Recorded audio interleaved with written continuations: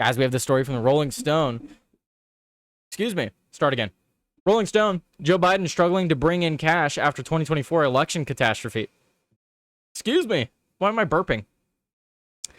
What's funny about this is that Yahoo News, like, bypasses these paywalls. I don't pay for Rolling Stone, but we're gonna read the Rolling Stone article even though I don't pay for it. Joe Biden struggling to bring in cash after 2024 election catastrophe.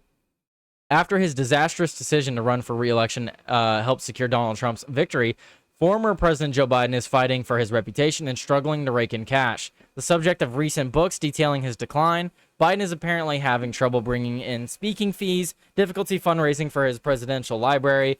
Perhaps this should come as no surprise. After Biden's catastrophic 2024 debate performance against Trump revealed the extent of his declining health and marked the end of his campaign, why would anyone pay the former president to speak, and who would want to fund a Biden presidential library as a monument to his legacy in office when his legacy now includes Trump's lawless and destructive second term?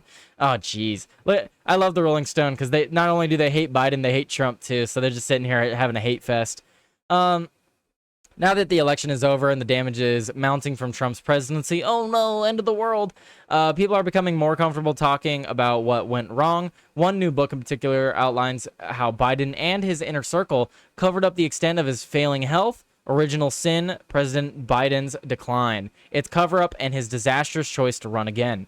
Written by CNN's Jake Tapper and Axios' Alex Thompson, is based on 200 interviews with Biden insiders who say that they were much worse behind the scenes than his team let on. This week, Biden's personal office revealed he has stage 4 prostate cancer. The diagnosis is also putting more pressure on Biden to quickly build an inheritance for his grandchildren, as Wall Street Journal said in its report on Saturday. Look, guys, I don't like Joe Biden, but we cannot be like the left. We cannot revel in this guy's misfortune. If you are the praying type, I hope that you are including even your enemies in your prayers, because they need praying too. Clearly, they're not doing it for themselves. If Joe Biden is to succumb to his cancer, I will mourn the loss for this country. It's never good to lose anybody. I mean, sometimes it is, but I don't think Joe Biden was evil enough for me to rejoice in his misfortune like this. I just don't want him to be in office. I the whole time I was making jokes about weekend at Bernie's, making jokes about how he's literally just a puppet on strings. People are using him as the figurehead for whatever they're doing behind the scenes. Ultimately, I don't blame Joe Biden for his presidency. I blame the people around him. I blame his wife. This guy clearly has a bunch of different medical issues, and they were just using him the whole time. I do not look forward to his passing. I hope he can beat cancer. Cancer isn't fun for anyone. I don't think he should be paid for speaking or anything. He can barely speak even while president. So I don't know what you do here. I think he should just go to a nursing home and have some modest living.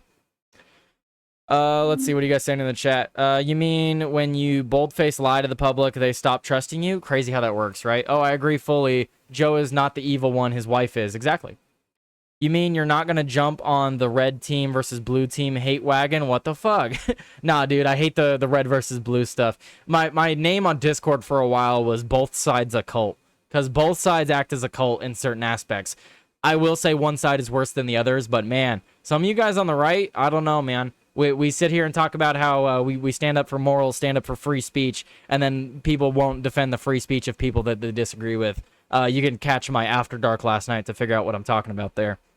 People wanted to silence people last night, but it failed. It failed. You failed. You failed to silence people. Anyway, I believe Biden is evil and he will stand before the man. I won't celebrate his demise. Exactly. If you're a religious person, there's no reason to celebrate in his demise. God truly knows what's in his heart, and if it is true that he is evil, God will determine it as so. It's not up to us to celebrate or revel in his demise. I never read Rolling Stone, but got High Times magazine back in the day. Wonder what High Times is writing nowadays. My morals died with Charlie. Cancel all cultists. Practice hair trigger defense. let's see. Well, with the hair trigger defense, everyone should practice self-defense. Shitty gov.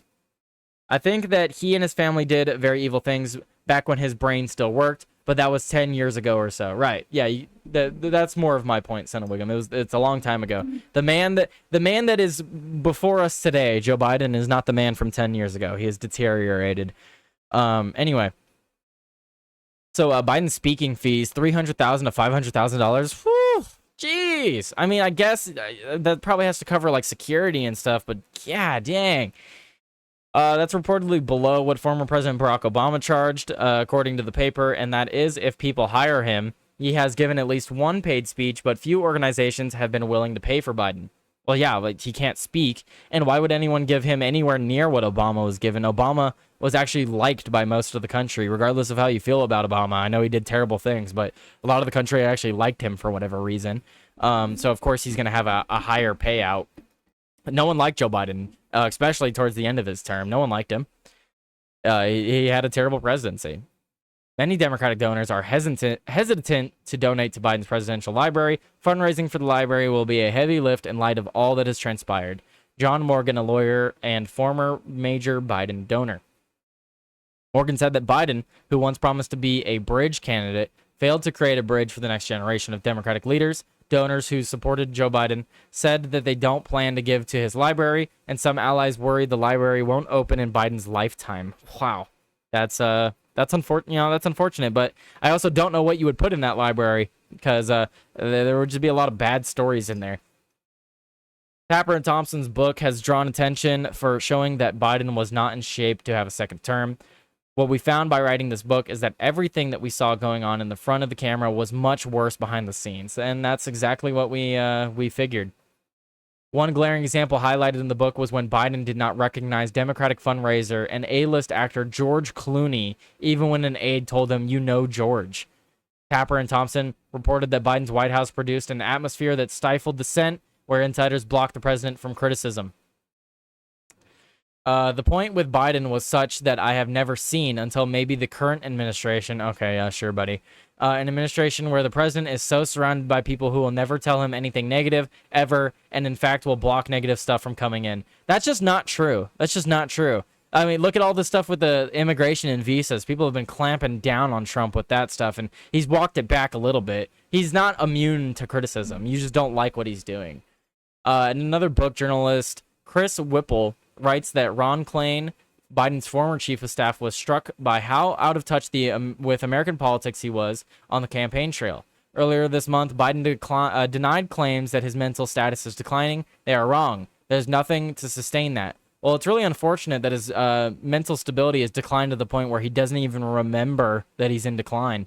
That's kind of what I get away from this.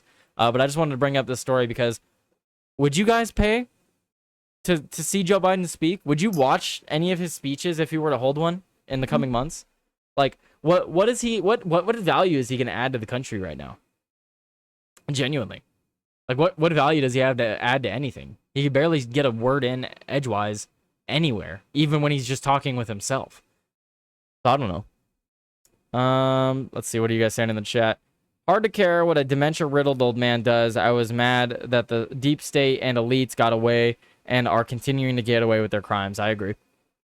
No, I would not pay to see him. I don't know who would. Who would pay to see him? Especially the $300,000 to $500,000? Oh, well, people won't be mad at each other too much longer. We are real close to them taking over. You're going to own nothing and you'll be happy. It's coming fast. Stop crying about the trannies.